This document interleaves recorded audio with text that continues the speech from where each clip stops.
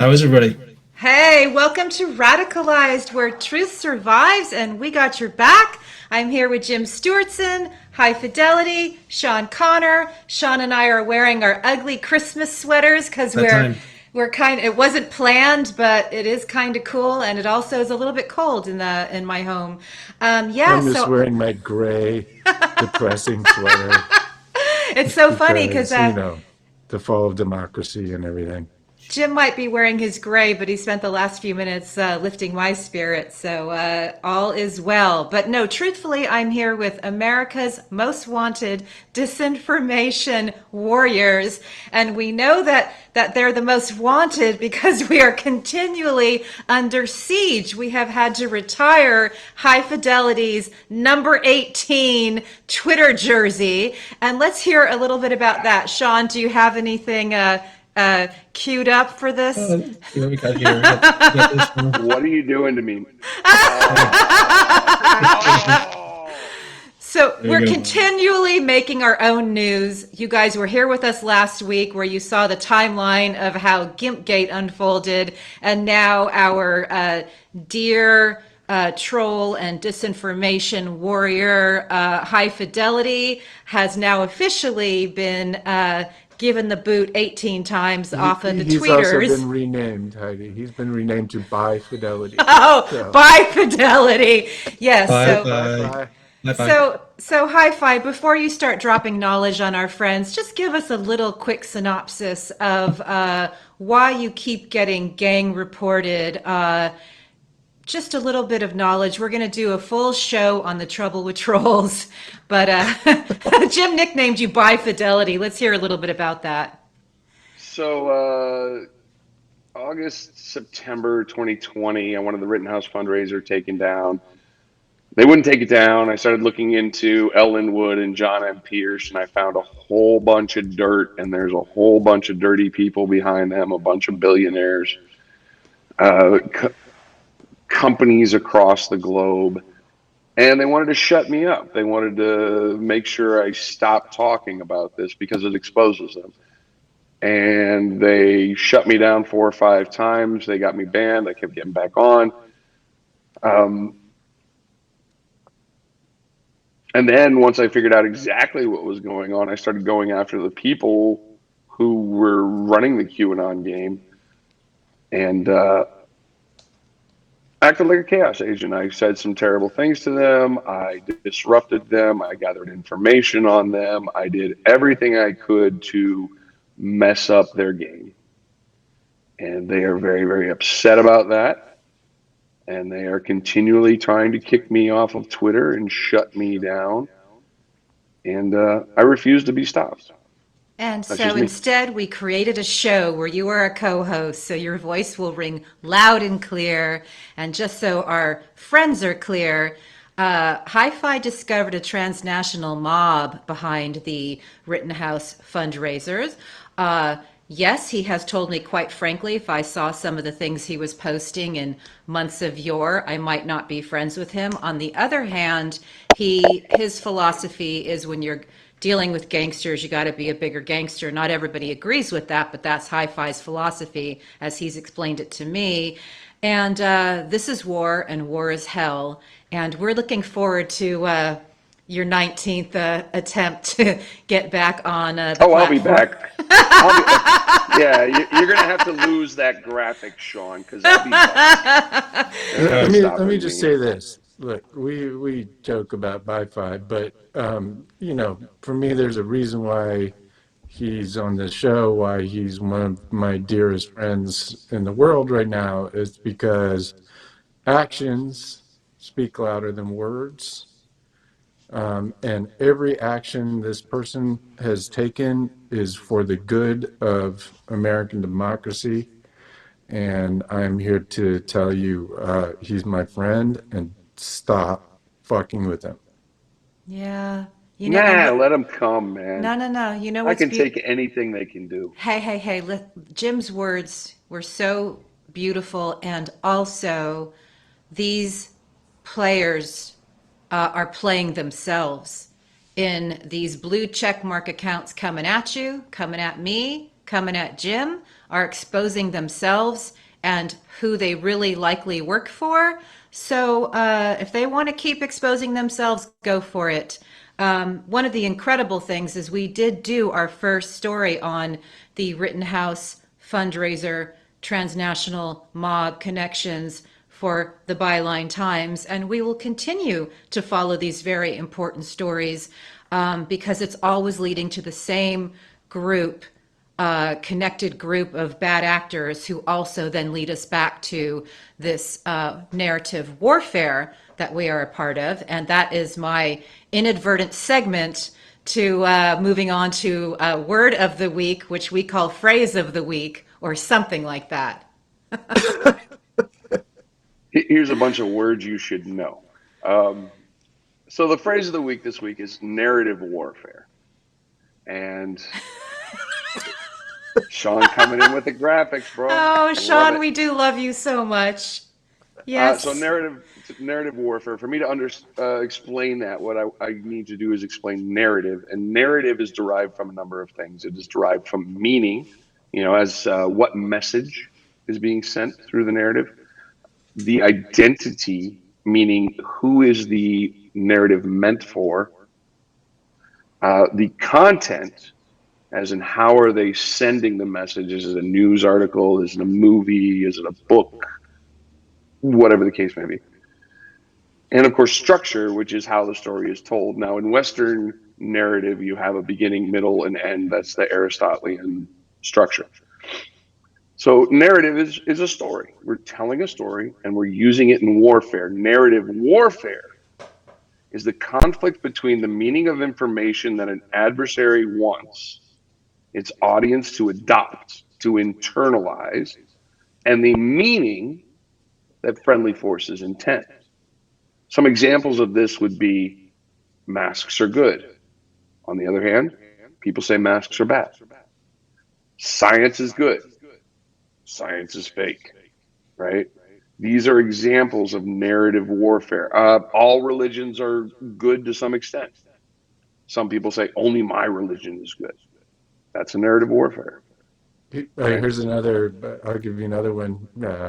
Critical race theory is a story about how all the scary dark people are taking over our schools with socialist propaganda, when in fact all it is a postgraduate class that has nothing to do with any of that. And that's simply a story. It's a story that was made up by the Manhattan Institute and has been used as a mass weapon of warfare.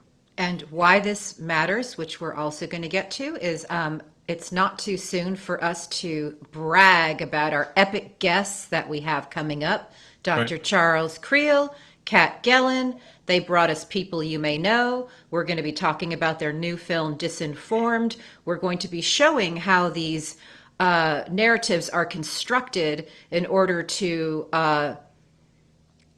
quite frankly, for grifters and carnies to sell a lot of products, twist a lot of minds, and play into the desires of some of the foreign nationals and domestic terrorists that are impacting our democracy. And I just want to drop a little hint to you guys that Charles comes from a long line of carnies. And if you've ever known a carny, and I knew the carny kid, he was wonderful. Carnies know 100 ways to steal a buck by the time they're 11. So Charles has an insight that he brought to all the work he's done, including the work he's done in the UK, exposing a lot of the how tech is essentially breaking democracies. He has an insight that's going to be really fun to get a little bit of backstory on. So, so this is why it matters. Very small hands. Yeah, nobody knows the hustle like a hustler, right? For sure. So is it too soon for us to segue to why it matters, gentlemen? No. Let's go.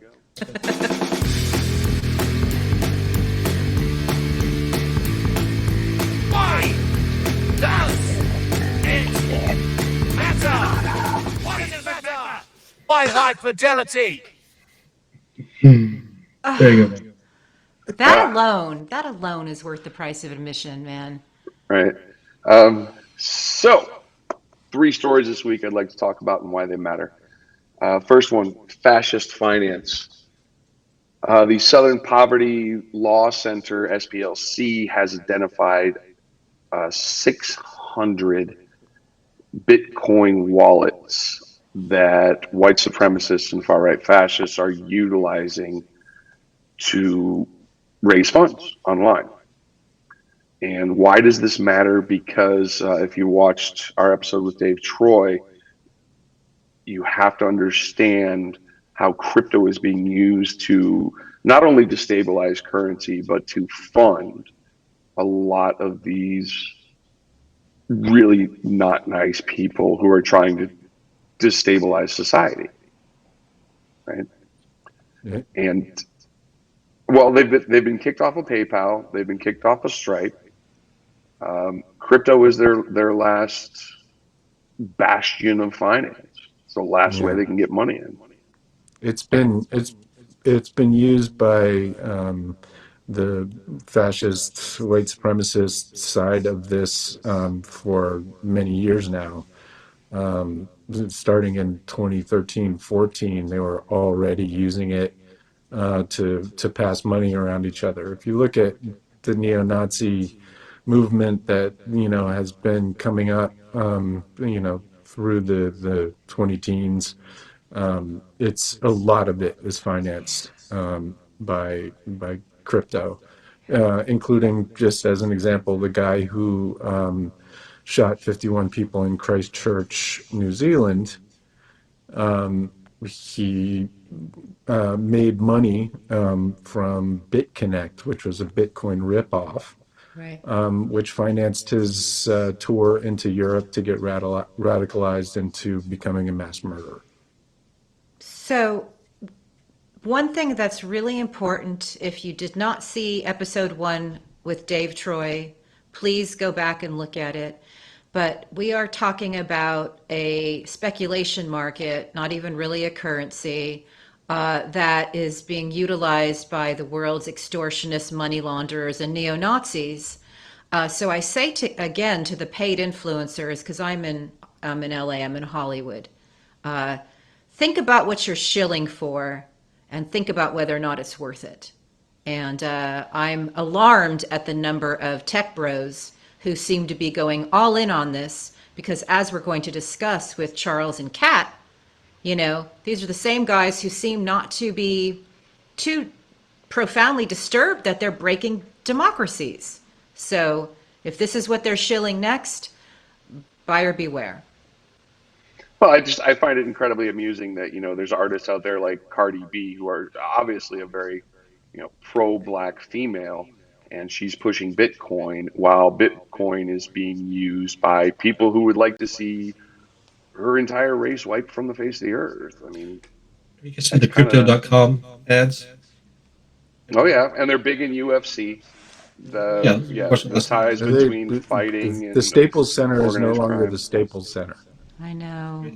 There's It's billboards all over wild. my It town. is the Yeah. Crypto.com Center. And the only thing I will say is the Enron Center is no longer the Enron Center either. So And maybe hey, there's some hope.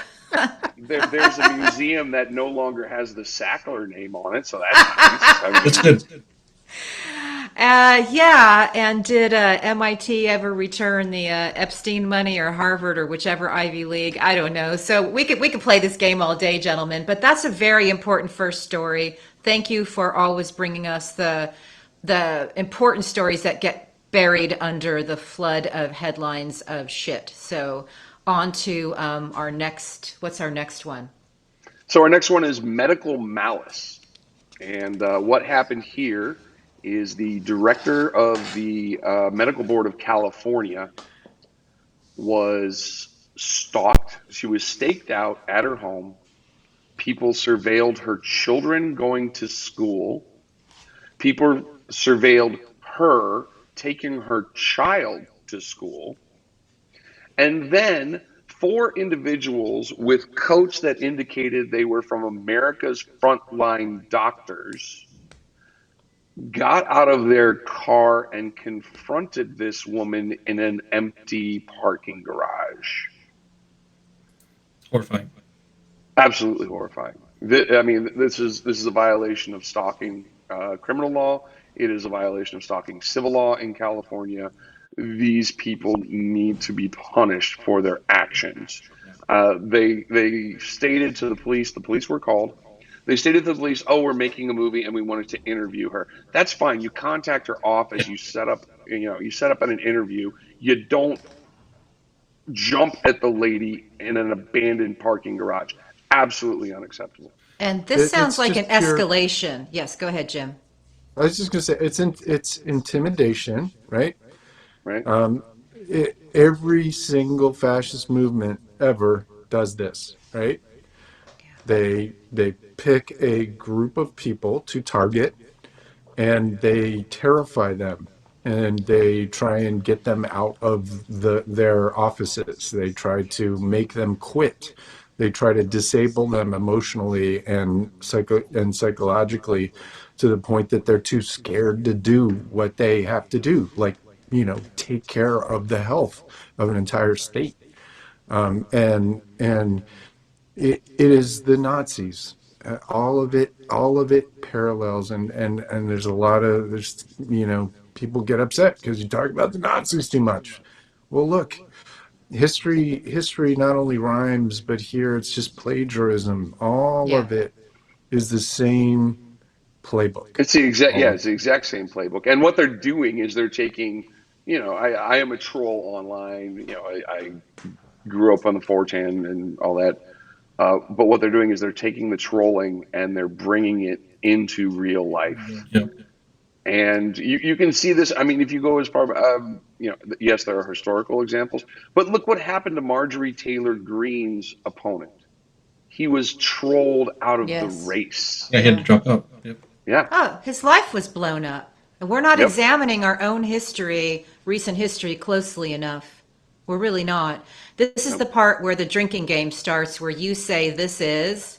Stochastic terrorism. Right? Yes. No, seriously, they're escalating it. And when I worked at Al Jazeera America, I did a lot of stories on climate change. And the big oil would always trot out their Harvard pedigreed, degrees up the yin yang, scientist who would cite all these studies and cite all these facts. And he was making a couple $1 million a year, just like big tobacco. They always give these people a seat at the table when we're trying to sort fact from fiction, just like big tobacco paid, their experts. And so what we really have here now is, of course, this medical, I'm a doctor, experts clearly not revealing who's really paying them to be incredibly disruptive. But as we're going to say, and as we're going to see when we talk about disinformed, we should not be doing business with people who are killing people, terrorizing people, or, using these stochastic terrorist methods. We just shouldn't be doing business with them anymore. They should not be rewarded for harming people. Not only should they not be rewarded, they should be put in prison. They are intentionally not only harassing people in the real world, but right. spreading deadly, like literally deadly disinformation, right? Telling people to take horse dewormer and magical hydrochloroquine instead of actually getting vaccinated and not having to get sick in the first place. Right. So I would go further than let's not do business with them. I would say anyone who's doing this is committing attempted murder. Let's be clear. I Hell mean, yeah. that's what it is. You're That's why- intentionally spreading medical disinformation that could kill people. You are attempting murder.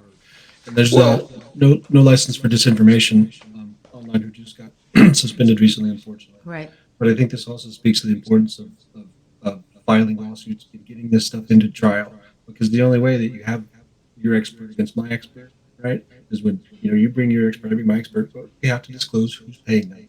Right. Part of the discovery process. It's part of the process of testifying. Yeah. When you have your expert up there, they always start every time you question. So how much are you getting paid for this? Hey, Sean, your audio's cutting in and out, so maybe Oh. there's just like a little loose thing. But repeat that Gotcha. last line, please. I was just saying that you have to disclose when you're on the stand testifying as an expert how much you're getting paid Yeah. and who's paying you. Right on. And let's just give a shout out to Dr. Nick Sawyer and the No Doctors for Disinformation crew, because they have all Right. stuck their neck out Good stuff. in order to expose the the doctors using disinformation. And of course, we have followed the money. It's the same old damn thing. You know, America Frontline Doctors, we know they're profiting off of their schemes in the millions. So we do need our justice system to work, and we have seen indications that it is working. It's just laboriously slow, but thank you for pointing that out. I would love to move on to your next story, unless there's anything else somebody wants to say. All right, let's keep it rolling. All right. Final story is a feel-good story. Got to have some good news, right?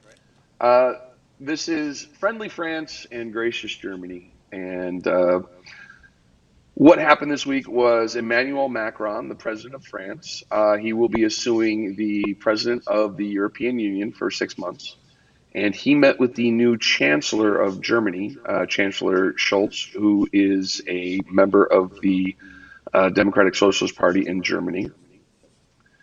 And it was very friendly. They were very happy. And the reason I want people to know about this story and to understand this story is because the only way we're going to beat back the chaos and the disruption that Putin and his oligarchs and these, elite, highly statused financial individuals across the globe are trying to take down democracy. The only way we're going to beat them is if we form a larger collective, a stronger collective, more members.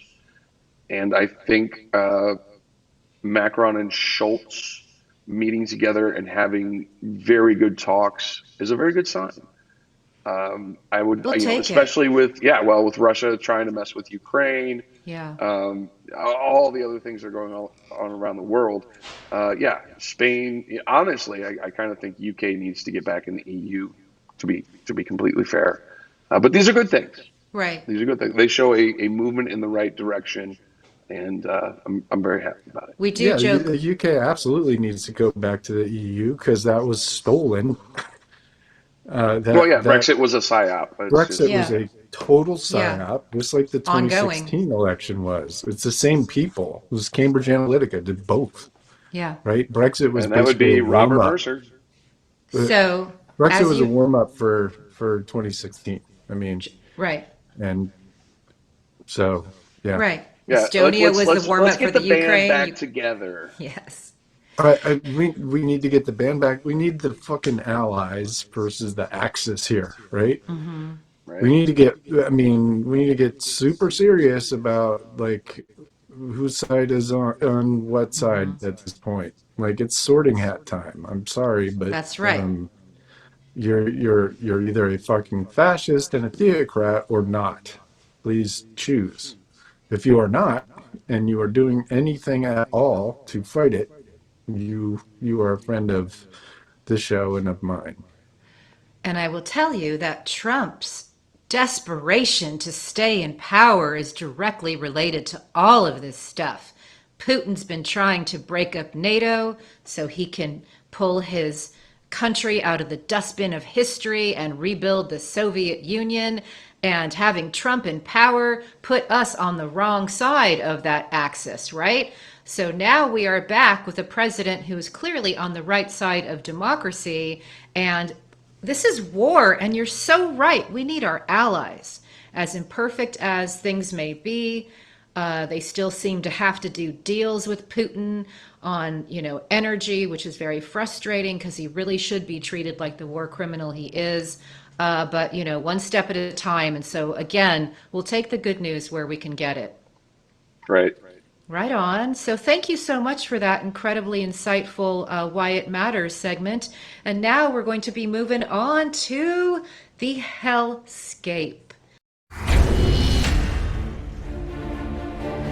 Jim Stewartson's Hellscape. Oh, fuck. Every Ah, time. Every time.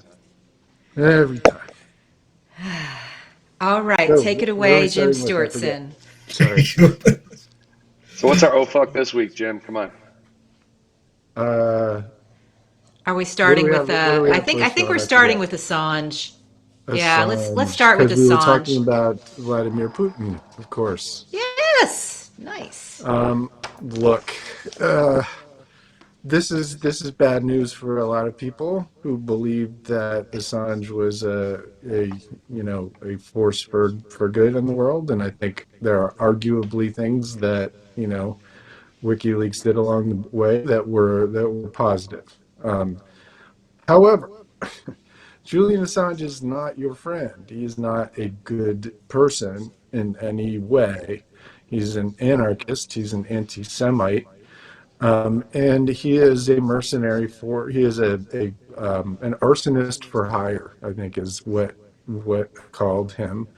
And in 2010, 2011, he started doing business with Peter Thiel after Palantir tried to opt him. And suddenly, starting in 2012, he was openly working with the Kremlin.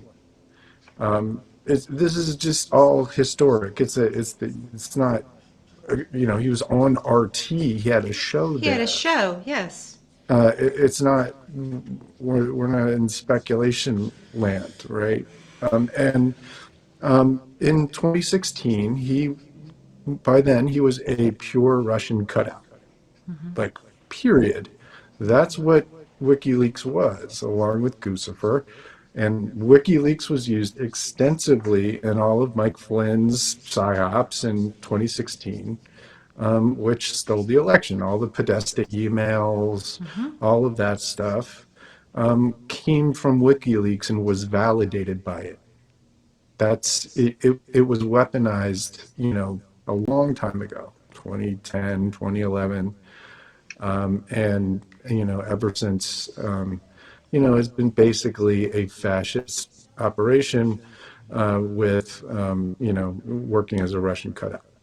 And to those who And say that, yes, go ahead. just I know that's bad news for a lot of people. A lot of people got wrapped up in the whole WikiLeaks kind of thing, including people on the left who are good people who somehow managed to kind of overlook the fact that Assange is tweeting literal anti-Semitic stuff, at the same time. It's just part of that whole sort of disinfo, radicalization soup that happened back then, where a lot of people got psyoped in a lot of different directions. And one thing I just want to say to those you're speaking of on the left who confuse him for a journalist. No, he's not a journalist. I'm a journalist. I've been one my whole fucking life, and we're not thieves. You don't steal. We don't go on Russia Today and have shows. And mind you, it's very important to look what has he done to expose any negative thievery or criminalization of Russia? Nothing. Just seems kind of obvious to me. Yeah, it's like when I first started looking into QAnon, I immediately knew that this thing was supported by the Russians because there was zero negative information about Russia in the entire cult. And anytime Putin was mentioned, he's on a fucking horse with his shirt off, Right. right?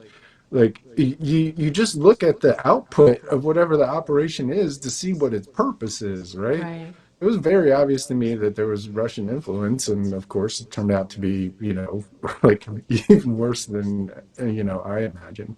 Right. And I it's just just important wonder. to understand this guy is not your hero.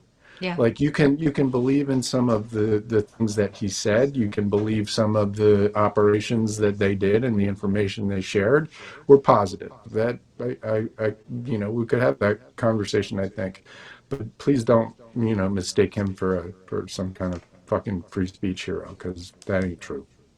I just wonder how many people know the backstory of Anonymous, the HB Gary hacks, the Stratfor hacks, and the information that came out that showed, yes, we are going to run psychological operations against Julian Assange. And they never stopped. Right. Of course they did. You know, and they did turn him. And yeah, one thing with QAnon, everybody's like, you know, QAnon saved the children, and yet nobody in QAnon talks about the fact that Semyon Mogilevich runs one of the largest, you know, child kidnapping and sex trafficking networks in the damn world, Yeah. and they never Wow. talk about that. It's Another always thing. They also rarely talk about the influence of Tracy Beans and getting that Russian push early on that popped them over The the Internet chain. Research Agency Yeah, with, yeah. Yeah. yeah, they pushed them Well, over the chains and out into regular social media. when I watched Kat and Charles film the second time, Disinformed, which I did today, which is why I'm in a mood, you know, I really got the ISIS connection and how women are pulled in through being radicalized Great through job. these trauma videos, save the children, just like they did with ISIS. And we'll talk more again when we have our guests on, but no, everything that's that not you've a been saying, that's not a coincidence, right? that's right. Course Mike not. And Flynn that's right. was in Afghanistan and learned That's all those techniques and that's right. saw exactly how they were radicalized, Yeah. and even wrote a paper suggesting that some of those techniques should be used in America. Yeah. Moreover, in 2010, he was sending he was doing psyops on senators who were going to Afghanistan to try and increase the budget for his division. And that was So, why I brought it up for that ISIS point was exactly. not an enemy at the end of the day. For them, it was a model. Oh my God. Let's just let that sit there for a second. All right. Phil Walden's PowerPoint. Oh Let's my let's God. get to something just Yeah. complete. Let's get to absurdist theater in the hellscape. So Treason.pptx. Yeah. so absurd. So speaking of Afghanistan and psyops, Phil Waldron, a Army psyop officer, for a long time, worked for Mike Flynn in Afghanistan. Phil Waldron created and passed around a 38-page PowerPoint presentation that basically laid out the plan to topple American democracy through disinformation and election fraud. Like, it's fucking right there. And Phil Waldron works for Flynn. He works for Mike Flynn. He is an Army PSYOP officer, and his job is to go out there and spread this shit. And he met with Mark Meadows 8 to 10 times before 1/6. Let that fucking sink in. Mike Flynn's PSYOP guy made a 38-page presentation, met with Mark Meadows 8 to 10 times, and then 1/6 at. Well, not only So, that, but he was at Lindell's oh yeah, whatever I mean, cyber Waldron's all over the symposium. place. He's at Yeah. almost all the health and freedom fucking psyops that Mike Flynn is constantly doing. He is out there. He's totally, Mike Flynn's lieutenant, or one of many, but a high level lieutenant in this thing, and actually delivered the plan to Mark Meadows, which almost overturned our democracy, and would have except for the parliamentarian. Like, shout out to the goddamn parliamentarian. If you look back in history, you're going to find out that there's one refusal of the parliamentarian that saved our actual democracy, because otherwise Pence would have gone along with it. Wow. You guys want to watch that footage? Yeah. Your team has done an incredible job of tracking the actual voter fraud. So I'm going to start with slide number 16 here. We're going to have you walk us through this. Clearly the Chinese Communist Party has had serious financial control of Dominion's voting machines, and the CCP control of testing for the That's a lie. Smartmatic software operating those Dominion voting machines. When we go to the next slide, I'd like you to kind of walk us through how this process has unfolded. But more importantly, I'd like to understand, well, I'll let you get to the next slide and then I'll get with the next question. How's that? I'm sorry, getting ahead of myself here. Yes. Oh my God. Go ahead for slide 17. So first, off, just let me attribute the work that has been done. This slide was used to present to members of Congress to allow them to know exactly what had happened.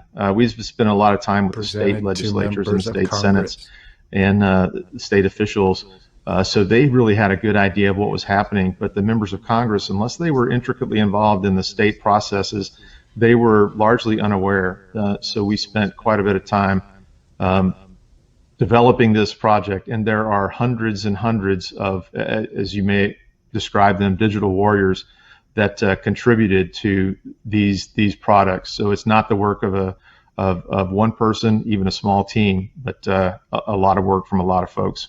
So, who are some of the folks on the team, Colonel Waldron? Shut him up. So shut him up.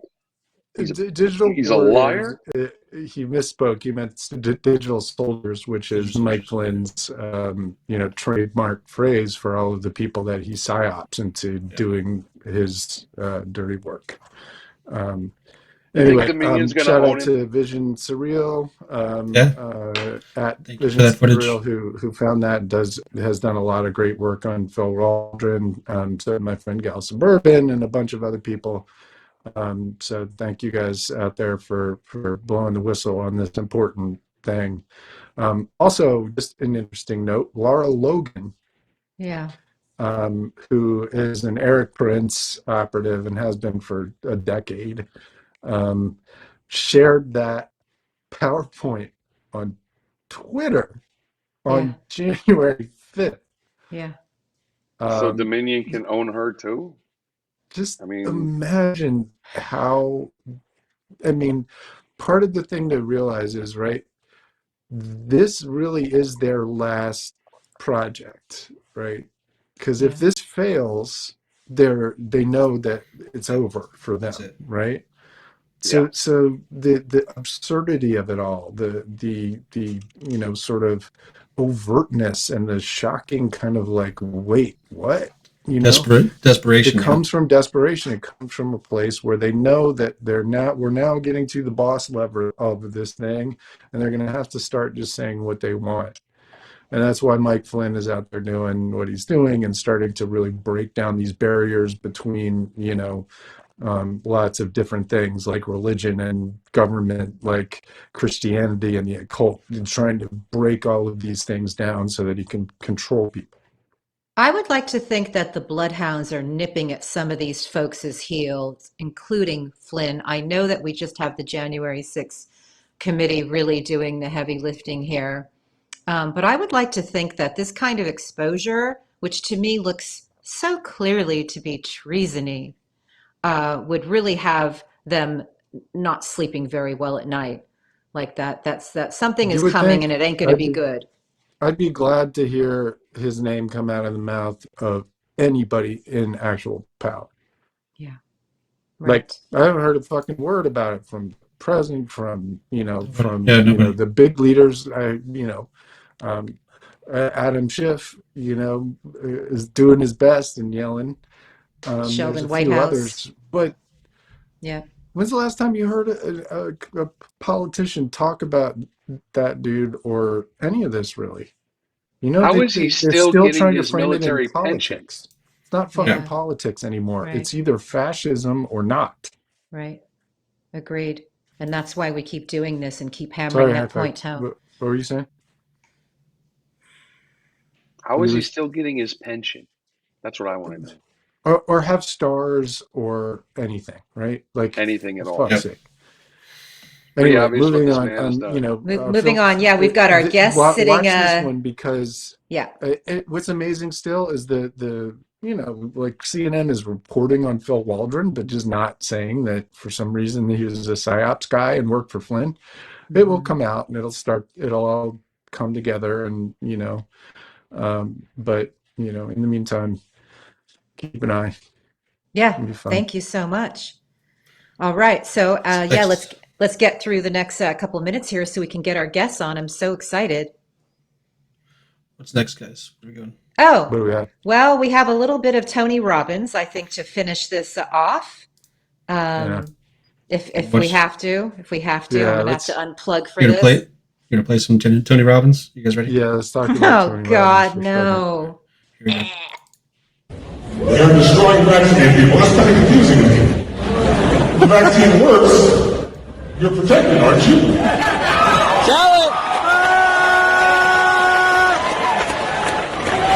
How could unvaccinated people be a threat to you? Besides that, 100 million Americans are unvaccinated. They're not all crazy people. Do you know the number one group that is vaccine resistant? At least studied? PhDs. All right. That's enough. That's Damn enough. it. So, you'll see in the up in the corner there, PhDs, it was shared. I found that on Telegram in like a neo-Nazi channel. Yeah. And up there in the corner, it said at the Eagle 88. 88 stands for Heil Hitler. That was being shared in Nazi channels, by Nazis to radicalize each other. Tony Robbins, right? And Well, part of isn't the he? reason I bring this up is because of the consequences that some of our most important and prominent people, of the things that they say and the people they platform. I've been watching Oprah Winfrey, for example, for 40 years and admire her intensely for all of the things that she's accomplished and the good she's done. But the fact is that she's platformed a lot of very dangerous disinformation people like Tony Robbins, and like Mehmet Oz, who she produces his show, and happens to be an Erdogan asset, like blatantly an asset of Turkey, and was working with Mike Flynn in 2016. It's very dark, not to mention the blatant grifting, disinformation, anti-vax bullshit he's been spreading for many years. And he's trying to become senator, right? Yeah. And part of the reason why he has any chance of that is because he was validated by Oprah Winfrey. And I'm here to say, again, as an admirer of hers, she needs to come out and say, I'm sorry that I platformed this guy. He's dangerous. He's saying dangerous things. And you should not vote for him. He's only 2 points down in the last poll. Oh, my God. That's terrifying. The idea that guy, who's a sociopath, by the way, who said to back up Trump's nonsense about vaccines, said, "Oh, we should reopen the schools because it really only cost us 2 or 3% mortality among kids." Right. So, fuck you, Dr. Oz. Well, we have a JD Vance problem. We have a Dr. Phil problem. So your point is well taken. We discussed this a little bit last week. I think that you're 100% right. Oprah needs to proactively get out there and make bold statements to, let her, incredibly powerful, viewership, the platform she has, know that she's not behind this because, this is disinformation, which is what we're getting into. But I also think that we have a reality TV problem that's infected our country. We have a, Facebook sharing problem, and we have a number of things. And this is the most incredibly perfect segue to get to our guest. This is going to be such an honor. Dr. Charles Kriel, Kat Gellen, filmmakers, producers, brilliantly talented people. They've both created two of the most critically important films on the exposing this influence war that we are all dealing with. I would think that the Disinformed film, which is their latest, would be very personal to Kat. I think that it actually came through some of the communities that you were a part of. And I would love you guys just to both jump in, tell our viewers a little bit about who you are, and then let's dive right into Disinformed. And they also got a great quote from someone for their the show here. Oh, hey, that Heidi Cuda. Yeah, I heard she was a swell kid. Yeah, when I saw that, I was so happy. I felt like Steve Martin in The Jerk. I'm like, the new phone book's here. I'm somebody now. My name's in the phone book. Nice looking out, Sean. All right, you guys. You look fabulous, both of you. Thank you, Heidi. Thank you so much for having us on your show, guys. We're honored to be here as well. Yes, greetings Honored from to all. have you. Yeah, yes, please go ahead. Yeah, we're so honored because our guests are phoning in from the UK, and you guys, I think, are somewhere in, am I allowed to say? Well, we're in Oslo right now. We're Yes. seasoned Londoners, though, and then we still feel like just feel like we are, and we go back and forth all the time. But a little bit about us. I'm a filmmaker. Charles is a disinformation expert, of course, and also the distinguished advisor to the recent joint committee on writing law for online harms, for being the first committee to do so in the world, I believe. It's a joint committee means that it's a committee of members of Parliament and members of the House of Lords, and it's it's a UK thing. And while the EU is writing law about online harms, and the US is contemplating writing law on online harms, nobody's really grabbed the bit the way that the UK has. And I don't think that the committees have been as well informed as they are in the UK. And there's a real appetite in the UK, both in the government and in Parliament and in the House of Lords, to actually do something about the harmful online environment that we're living in right now, and to try to fix it. And, it's really hard. Legislating the internet is really, really hard. Railing against the internet is really easy. I do it a lot. But when you actually have to sit down and do the discussions about it, about how do we legislate this? Oh, wait, but there's journalism. How do we stop children from being hurt? Oh, wait, but there's free speech. It really gets quite difficult. It's been an extraordinary process. It's been really let me say I'm talking a lot about it because it comes out. Our report comes out on Tuesday of this week. That's the 14th of December, I think that's right. And it's going to be exciting. We were on the front page of every newspaper when the Facebook whistleblower came in and spoke with us, and I expect that there'll be an awful lot of press about this come Tuesday.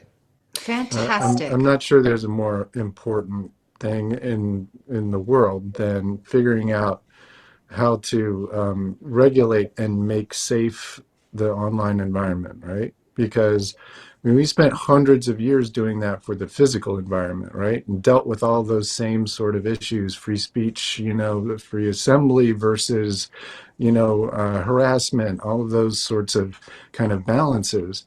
And, the fact is the internet came up as this entirely new reality that's just as emotionally and psychologically important to people as the real world is. And we don't have any of those regulations or safety, features in place, right? If 50 people attack you in the grocery store, you call the cops. They do it on Twitter. What do? Twitter safety isn't going to do anything. And we need a way to make it not legal for people to get psychologically hurt. Yes, and it's been an extraordinary journey. I mean, we're talking about this law also in relation to our films, the Disinformed, the latest one, and also last year's one, which I know y'all are familiar with, people you may know. And that journey really started in 2018 when Charles started advising the first committees that looked into Facebook and Cambridge Analytica's wrongdoing. And it's been quite a short and sharp journey, really, when you think about that the social media companies have had years just as a free-for-all, and to use teenagers as experiments and use vulnerable people as experimental ground to spread disinformation and to sell stuff. And that's an interesting metaphor that you bring up, using teenagers as a ground for experiment, because the attitude in Silicon Valley, as y'all will all know, is that you release your product as quickly as you can, and certainly before it's ready, and then you test on your audience. You're doing your testing in that way. But probably about 10 years ago, engineers and software coders stopped being the most important person in the room when it came to work on platforms. And the most important people in the room were the behavioral designers. And as soon as the behavioral designers became dominant, and as soon as behavioral economics became a reality in all of our lives, and something that we were conversant in and something that they were professionals about, then the switch went from, well, our code's not ready, to our behavioral design is not ready. Right. And we're still going to test it on That. Yeah, that's the move fast and break stuff motto of Facebook, right? Yeah. We just didn't realize that they were breaking the break people. teenagers. Right. One, And we have one a example generation this of is trauma Zynga. now. Is if you go back to Farmville, if everybody remembers Farmville, that was the worst game in the entire world, right? Like, who the hell cares about farming digital carrots? But they had literal warehouses full of PhD psychologists and behavioral scientists going through every single possible piece of analytics they could and figuring out the exact thing to suck in the whales at the top who are paying 60% of their revenue and suck in the other millions and millions and millions of other people that needed to kind of support that whole ecosystem. And, it goes to what Facebook did recently, which is design its algorithm knowingly to radicalize people, right? Instead of to do it about what's interesting, it's about what's engaging, which basically means what makes them angry. Exactly. I mean, our Kyle Taylor, who's in Disinformed, who's in the film, he wrote a book called Little Black Book of Data and Democracy. And in it, he's kind of tried to break down disinformation and how social media broke the world in a really easy, straightforward way. And he talks about Farmville specifically as this innocent little thing that people thought they were playing. And of course, it was a complete data rake and psychological profiling. So what I would like to do now, first of all, just Jim was one of the early people working in the augmented reality space, which is why 18 months ago he recognized what QAnon was up to. High Fidelity is a systems architect, so he's able to really do this kind of research. And of course, Sean has a litigation company, so he sees corporations doing this kind of mind psyoping on people and major swaths of the population. But just wanted to say, when I met HiFi, the first thing he said is, you've got to track down Charles Kriel and Kat Gellen and see people you may know. And that is the very first thing I did. And he tells everybody he knows to do that because it is so important. We had Brent Allpress on talking about how we now have a generation of trauma victims and we have to deal with it. And that really framed it very well for me. Sean, I'd love for you to show the clip from the film that we isolated if you have it. I do. This is Disinformed with the backslash. Disinformed.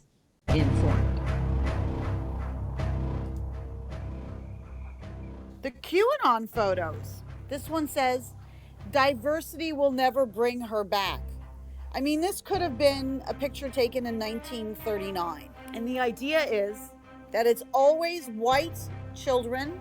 One day they will ask, why didn't you fight for my future? Overwhelmingly white children, battered and bruised, because they understood their audience were the yoga moms. Because they understood their audience were the yoga moms. QAnon's audience was the yoga moms?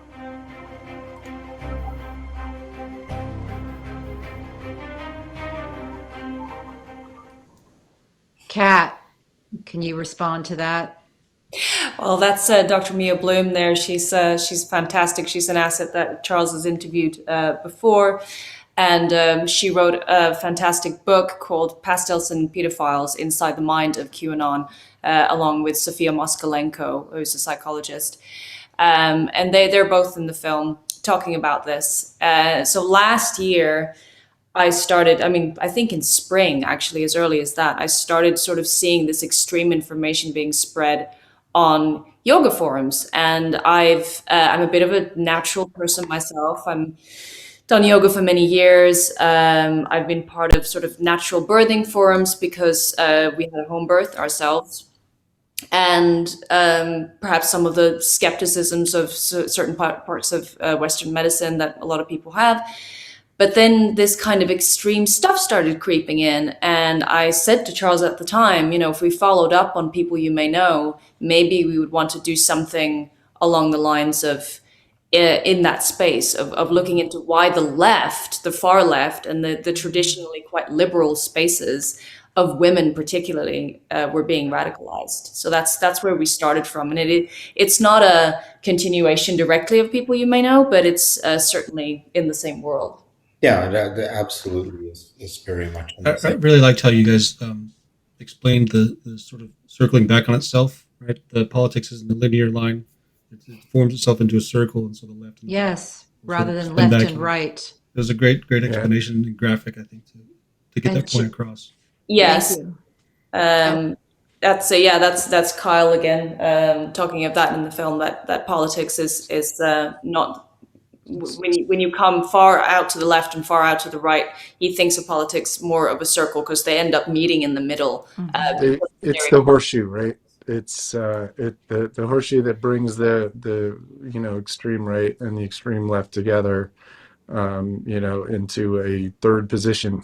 It's an old KGB tactic to divide governments, is to basically get the extreme of two sides to create a third position that more or less brings down the entire system. Briefly, I just wanted to give a quick shout out to Mia Bloom, who is a bigger friend than I think anybody will ever realize. So thank you, Mia. And I wanted to just sort of amplify the point about targeting women and targeting moms and targeting leftists. A lot of the propaganda that I've seen is specifically targeted at women and moms. All the save the children stuff. It starts with the lie of 800,000 kids a year disappearing, right? Mm-hmm. And if you go to Google and you say how many kids disappear every year, that number comes up. Mm-hmm. And that little piece of sort of quasi disinformation, which is that's not true. Everyone thinks of 800,000 kids being kidnapped off the streets. That's absolutely not. It includes every kid who got lost in 7-Eleven, right? Mm-hmm. Like it's not remotely the scale of the problem. And that little bit of disinformation will suck people into this sort of vortex where suddenly it's a cascading world of child eating Satanists and all this other stuff. And it all comes down to traumatic disinformation that dissociates people and puts them in a very vulnerable state, right, where this doctrine can come in and they get brainwashed. And that's sort of the beginning of the process, and it really especially breaks my heart about moms. The vulnerability is what's really important here. Yes. Whether you're talking about the horseshoe, whether you're talking about active measures as you did, Jim, whether you're talking about the way that Islamic State targets people, and Islamic State has a number of different approaches that they take. I mean, I've been out working in Iraq and both on countering disinformation, supporting journalists, and also countering radicalization. I do a lot of work in war zones along these lines in the interest of the civil society. But what you always get consistently is the targeting of the vulnerable. Mm-hmm. And it's really not that hard if you think it through. Take any of the big lies that we got from QAnon, take any number of other big lies that you might have. Take your 800,000 people. If you lay out the base essential concepts and the argument that they're trying to get vulnerable people to believe, and you listen to that, it's like, no, well, that's bullshit. Of course, no one's going to believe that unless there's something wrong. And when there is something wrong, then you latch onto ideas that are not necessarily rational because they try to help you you're trying to get through your day and you're trying to find belief. And so we're dealing with a lot of people who are unwell, who are also, in fact, being targeted by a lot of people who are unwell. Yeah. So you're also, I think, when a lot of people say vulnerable, I mean, of course, there's grades, there's scales here. But we all might think of somebody who's been traumatized, and you think, oh, that's not me. I'm a together person. And in the case of both disinformed and people you may know, I kind of use myself as an example of going, well, to all appearances, I'm a pretty together person. I've got a good life. But if you put me in the context of, as we did in People You May Know, I lost both my parents very young. And my grandparents were evangelical. If somebody had pulled me into one of the grief programs we address in that film at the right time, in the right spot, when I was searching, when I was grieving, when I was lost and vulnerable and lonely, it's much more likely, because things like with abuse, nobody hits you the first time. It's gradual. Everything is always gradual until it becomes extreme. And the same thing with disinformed now.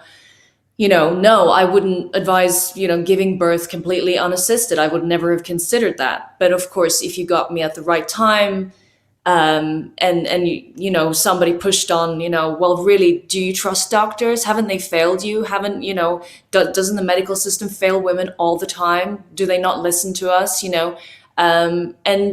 Just push me just on the right buttons to go, you know what, you should just do it completely alone. Be in your power, be strong, be your own woman, and give birth under a bush with no help at all, and possibly bleed to death. But it doesn't have to be your parents have died as well. And that certainly applies, but it can be you've lost your job, your girlfriend has dumped you, your emotional stressor, society has been disturbed, you're under extreme financial duress. Any of these things that make us feel vulnerable and put us in a position where we're looking for some kind of other truth, where we're likely to get caught in an internet loop, right? All of these places are vulnerable places. And well, that's why they went after the wellness community, right? Because they assume if you're interested in a wellness community that, something isn't quite right. And, sadly that, I think that's largely the case. Even people who go to yoga classes, they're looking for a place to relax, to be open, to get to not be in their everyday lives. And those are the moments that a lot of people get targeted. And and a lot of the reason yoga centers have been so overrun is because you're in that vulnerable position and people take advantage of you.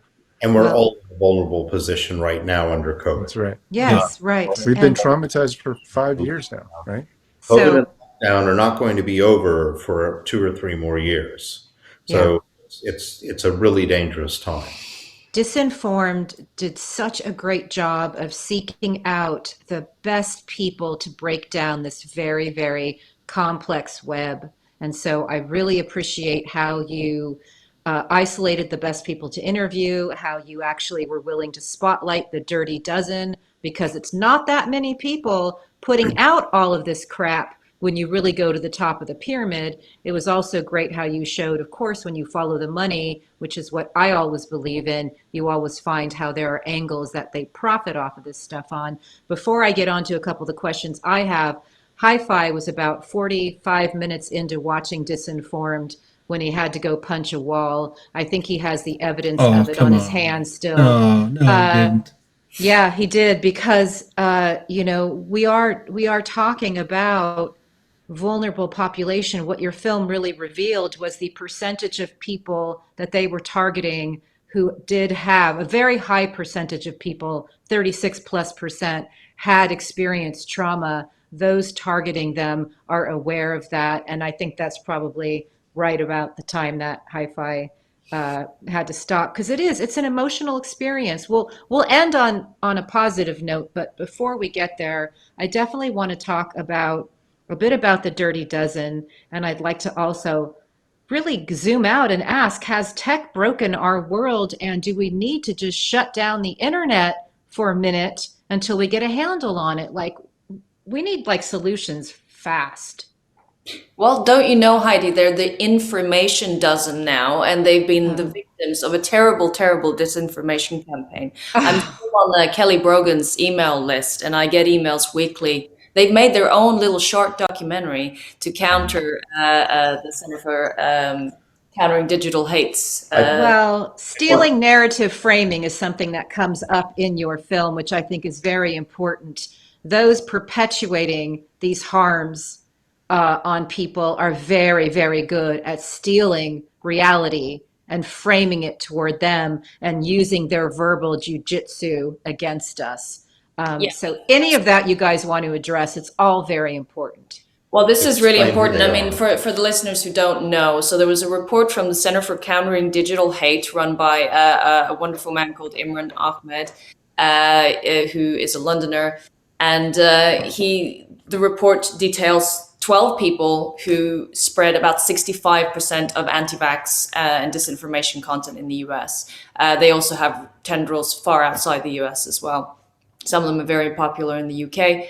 And of course, there's more than just 12, but these were the key sort of 12 who have really profited specifically off of deadly disinformation, a lot around vaccines, of course, during COVID.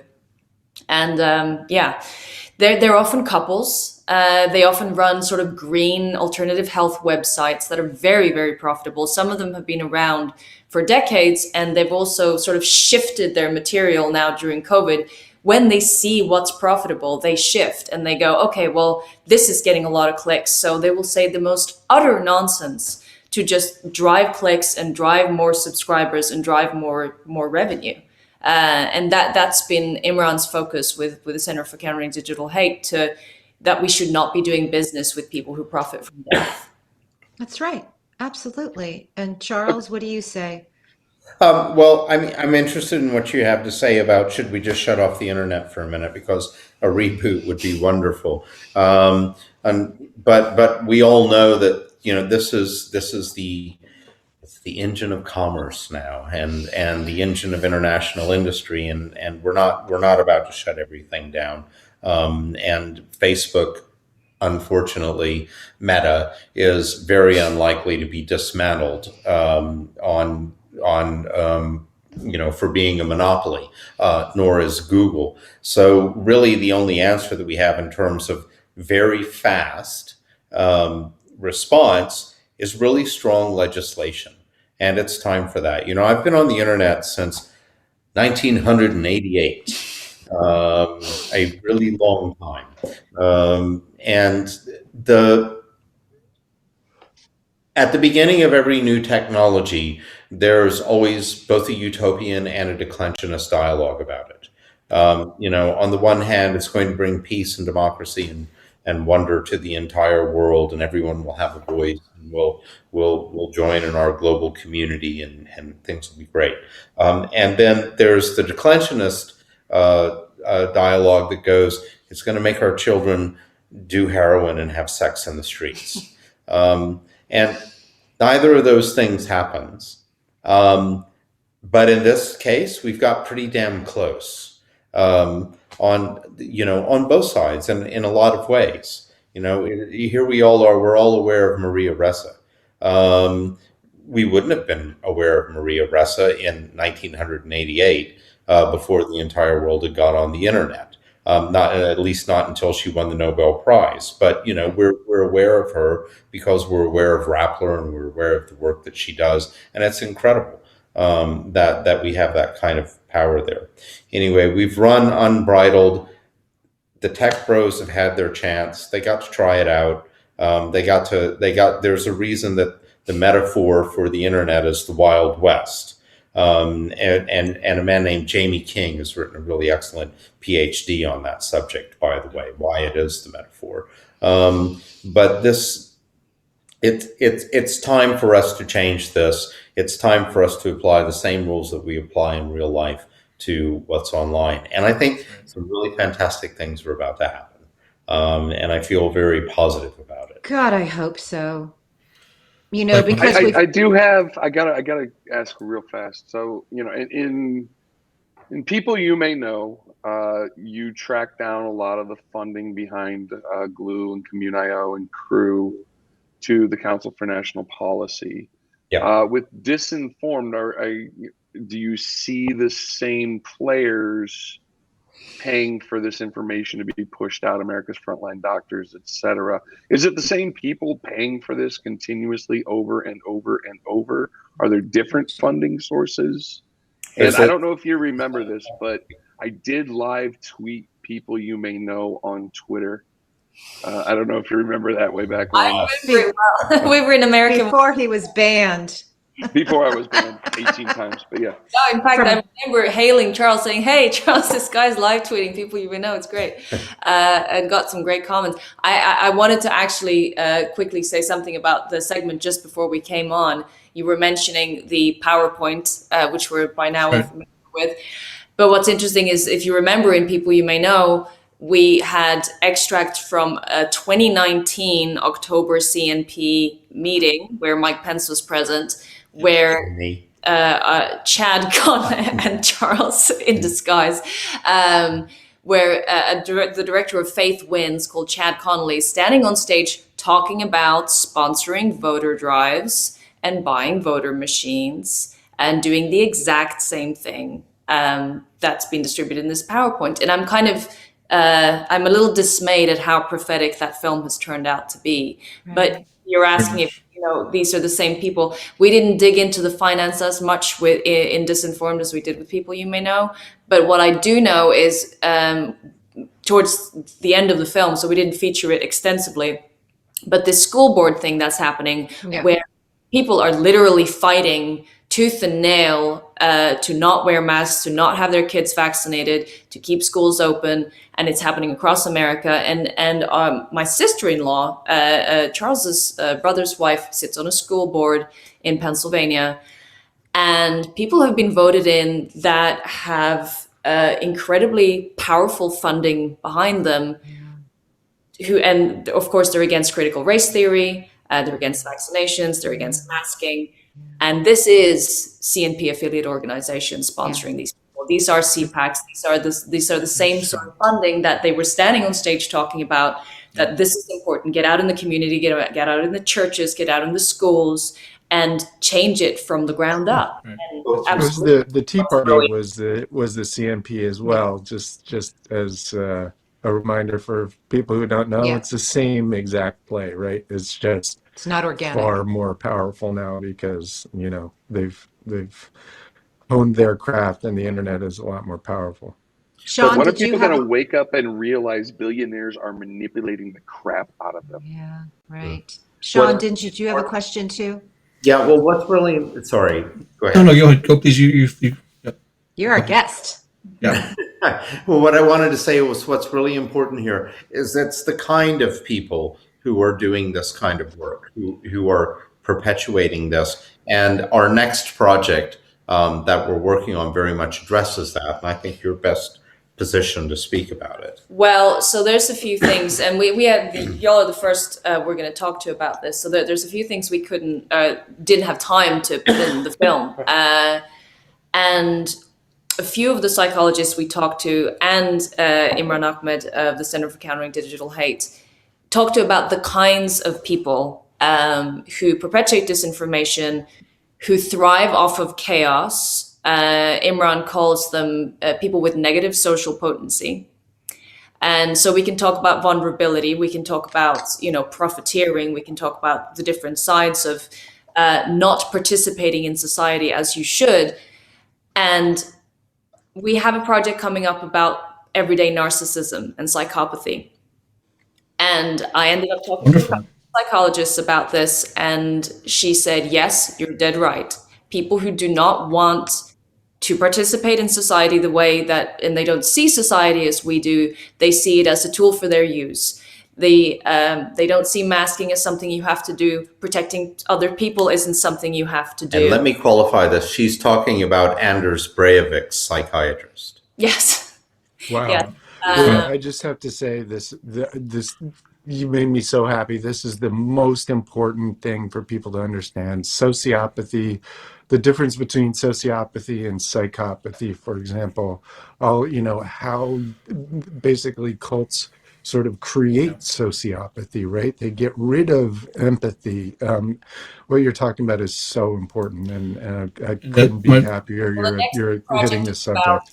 The empathy deprived and how they change their lives on a daily basis. And I was just very interested to see that without prompting from me at all, several of the people we interviewed for Disinformed spoke about this negative social potency thing, this not interested in protecting other people, not interested in participating in societal things that protect other people. And we know who those people are, really. We all know that they're on a spectrum of sociopathy or psychopathy, which means lack of empathy, essentially. Many traits, but that's the most important one. And what's really fun is, I mean, we've talked to people from Breivik's psychiatrist, for example, all the way through to authors like Paula Hawkins, who wrote The Girl on the Train, or Joe Nesbo, who's very, very famous thriller writer writing about psychopaths, to discuss the subject in general. But what we're really concerned about, it's not the psychopaths who kill people. It's not the, as Breivik's psychiatrist said, not the dumb ones, because the dumb ones end up in prison being treated by her. It's the really smart ones who sit in the C-suite. It's the really smart ones who produce the PowerPoint. It's those that we're really concerned with. Yeah, there's something that tweet about the PowerPoint said that power corrupts and PowerPoint corrupts, absolutely. Yes. Wow, that's brilliant. Sean, I know you've been trying to say something. What's on your mind? No, I was excited to hear about this. My wife is also a business partner, Ellen Connors, cell molecular biologist. She's been looking as well as the association between dopamine and narcissism, and then the tip towards having a schizophrenic episode with the manipulation of dopamine for someone who's already either bipolar 1 or 2. Which has been very interesting, and then that results in the social media addiction. And if someone is already on the spectrum there, and they get a flood of dopamine or a withdrawal of dopamine, they can tip into a mania, which we've seen with a lot of Karens, and we've seen this happen with a lot of sort of manic QAnon episodes. So she's been writing up that theory for a while. There's an incredible moment. Thanks for that, Sean. There's an incredible moment in your film where you show a woman who's having one of those episodes. And she says as she's being arrested, and Jim always is reminding us that this person's been traumatized. This person is encountering trauma. But there's a moment where she said, "Have you seen the video about the kids?"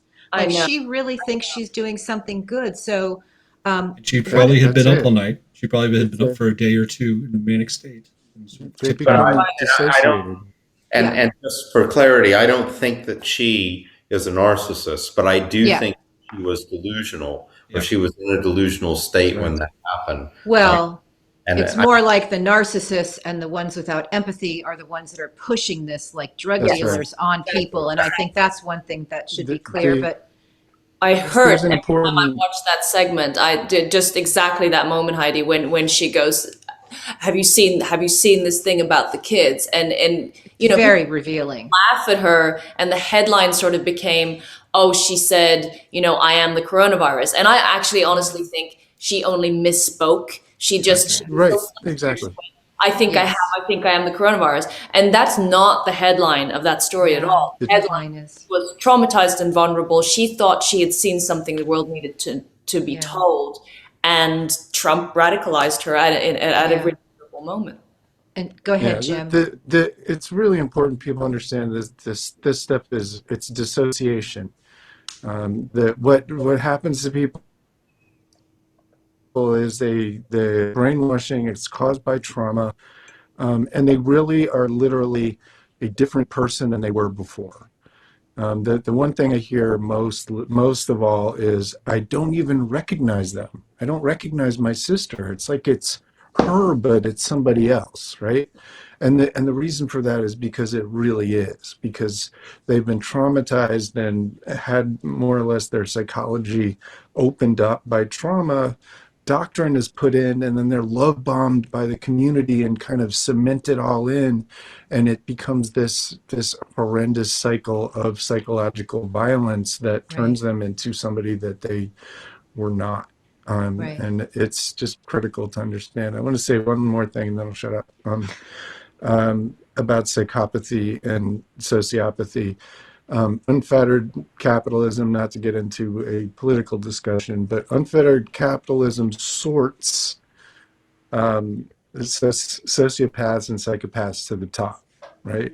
Because if you see other humans as numbers, you have a variety of options open to you that a normal person with feelings about other humans does not. Right? You can suddenly screw over your competitors. You can lie. You can cheat. You can do whatever you want if you don't care about other human beings. And for me, that's why they attack socialism. Right? That's not. I'm not here talking about a socialist dream state at all, but the kind of social programs that they hate, like welfare and things like that, actually protect people and allow capitalism to work in a way that's humane. I think really gets down to a lot of the bottom of this. And then you could say the same thing about politics, right? If you take any regulation out of it, it just becomes a competition of personality and of narcissism. Thank you for that. I think that's terrific. I think we should interview you, Jim, because I want to have that on camera. Yes, that's why we built a show around these guys. Insights like that. So we only have a couple of minutes left, and there's two things I'd like to accomplish.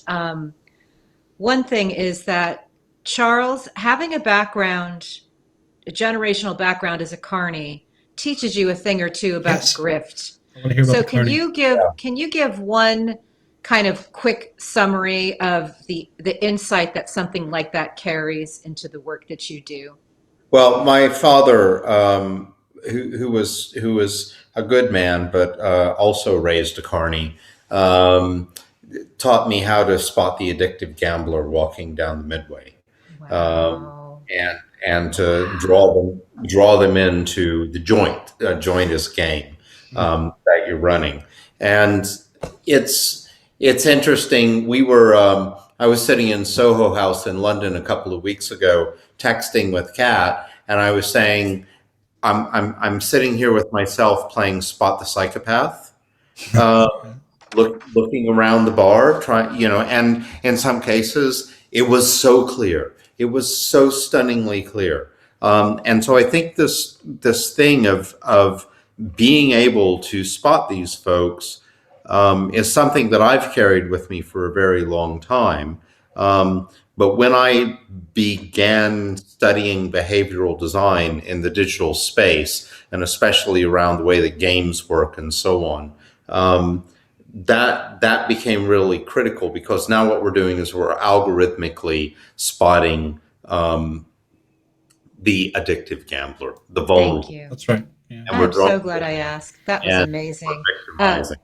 Last thing I want to say is that in 2016, I knew the pain that our country was going to be put through. I knew Trump was going to win, and I knew what that was going to mean for the globe. And I remember writing a blog about how what we needed to give for Christmas that year was empathy. And I think it's true. And I think there's something very beautiful about the way you ended Disinformed.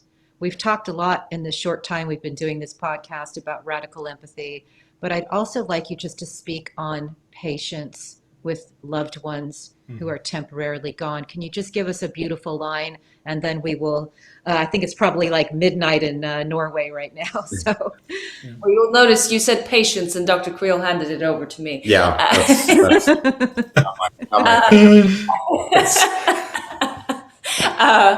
Yes, I mean, this is hard, right? Because people have lost family members to this cult over and over and over again in the last couple of years. And I have a friend myself, a very good friend, who was always an anti-vaxxer, but now she's just gone down the rabbit hole completely. And it's this thing of like, and all my other friends that are friends with her have gone, I've cut her out, I've shut her off, I can't stand it, can't listen to it anymore. And I haven't, and I really don't want to. And I really want to try to sit with her and just ask her and say, okay, what are you afraid of? Tell me the worst thing on your mind. Tell me how you're feeling right now. Because if you can bear with that and the patience, maybe because not everyone is in, the spectrum space of psychopathy, that a lot of people are just vulnerable and they are just scared. And Lydia Green, our ex-anti-vaxxer in the film, also said this. If you can have one crack, just form one crack in that wall of, no, I've gone down the rabbit hole and that's that, maybe the whole wall can tumble. And you can only do that with empathy and patience. There's a wonderful book written by a pastor called John Pavlovitz in the US right now called If God is Love, Don't Be a Jerk. And Nice. that. He also talks about radical empathy and our hearts are weary right now during COVID, during Trumpism and everything else, but that, you're not alone and that we just have to stick with that. If I can just add one thing to that, you can radicalize people at scale, but we have to bring people back one at a time. One. Yep. Wow. 100%. God. This is the part where one of our viewers said there needs to be a warning banner before I get emotional. So this is your warning banner. I'm getting emotional. Our hearts are weary. Yeah. Yeah. So we have to stay close to people because if they reappear, they'll trust us because we didn't hurt them. Hey, just a shout out to Dr. Stephen Hassan. Says that's the most important thing you can do is simply stay in touch with them, right? Give them the opportunity to come back, right? Yeah. If all of their roadways back to reality are closed, there's no way for them, nothing for them to find, right? And at the end of the day, it's them who has to find their way out. You can be there with them, you can shine a light and show it to them, right? But you can't make them do it. And so I'm just really, really glad you said that. Me too. And follow Dr. Hassan, everyone, cult expert. It was his sister. It was his sister, like years. Jim said. Yeah. And it's just really important. These are not monsters. They're our neighbors. They're our sisters and loved ones and friends. And as much as you hate them, that they were designed that way. Cults do that on purpose. They make the people, the victims, the cult members, literally hate and be hated by everyone that loved them. And so avoiding becoming inhuman in their eyes is the first and most important thing you can do. Thank you for that. Albert Watkins, who's in the film, the lawyer of Jacob Chansley, the QAnon shaman.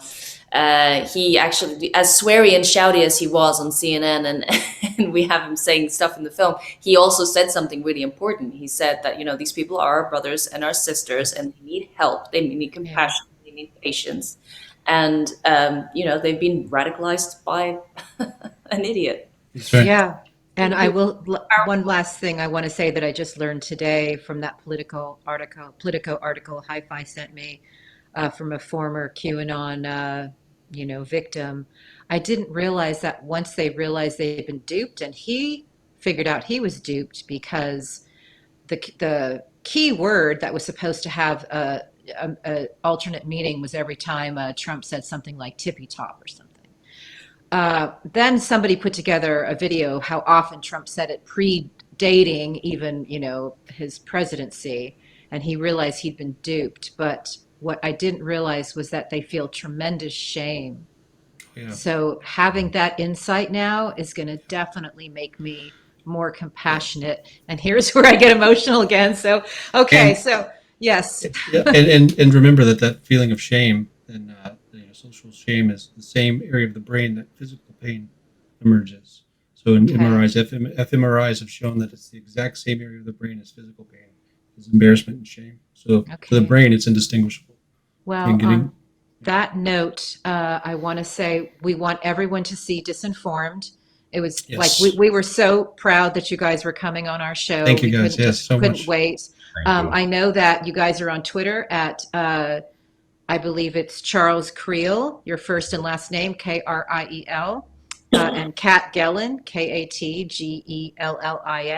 The website for more information is metrotonemedia.com. Is there anything else that we can tell people on how they can find Disinformed or people you may know?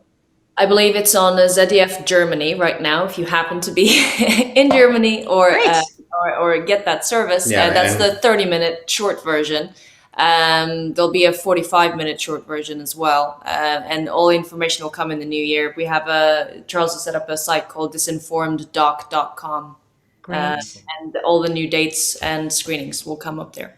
We are so honored that you came to our show and you brought this incredible moving story, and you expressed how well that we must be more compassionate and have patience ourselves. We'll have all the links. We'll have all the links in the show notes, guys. Yeah. Yes, and also, is it possible for them to stay with us just through our digital Dissent? We'd love to keep you for one more minute, unless you guys have to run, which we understand. That's okay. Great. All right. So since we're doing the vax topic today, this is a little edit that I put together, taking an America's Frontline Doctors pro anti-vax video, and I turned it into a vax pro video. So taking a anti-vax commercial and turning it into a pro-vax commercial. He's very tricky. Yeah. All right, here we go. I'm not a celebrity. I'm a doctor. I'm a doctor. I'm a doctor. You may be a doctor, but I'm the doctor. I'm a doctor. I am a doctor. I'm a doctor. I'm a doctor. I'm a doctor. I'm the doctor. No, doctor. I'm the doctor. I'm a doctor. But he kept saying, relax, I'm a doctor. I'm a doctor. Me, I'm a doctor. Keep saying that. Are you a doctor, aren't you? When you see the normal symbol and stop being batshit crazy. Relax, I'm a doctor. Ha ha ha ha ha. Put the fear behind you. Get the goddamned vaccine. There it is. There you go. So if you've never seen their commercial, it's so bad. Is it art? So I don't know. They're already in the white coats. They're already in the white coats, and it's like 3 minutes of them saying, "I'm a doctor. I'm a doctor. No, I'm a doctor. I'm a doctor." Just beating it over the head. It was just horrifying. So I had to do that. I had to turn it into a. Come on, this is just. I mean, it's great because they're literally just. It's the oldest fallacy in the book, right? So what? It's authority. It's the appeal to authority. Yeah. You're talking bullshit. It doesn't matter at all. So we're just doing a little psyoping on the psyopers, but everybody, thank you for this beautiful episode number 5, Disinformed with the /. Be on the lookout for it. And thank you again for staying up well past bedtime. Hello, we just had Charles Kriel and Kat Gellen on our show. I know, unbelievable. They're amazing. That documentary is a must see. So many pieces. Thank you well, very once much. again, an incredible show. I want to thank you guys so much for always just bringing such important content every week to this war. And the response we've been getting has been really quite amazing. And on to the next one. All right, guys. See you later. Careful, Do it again. Stay rad. Okay.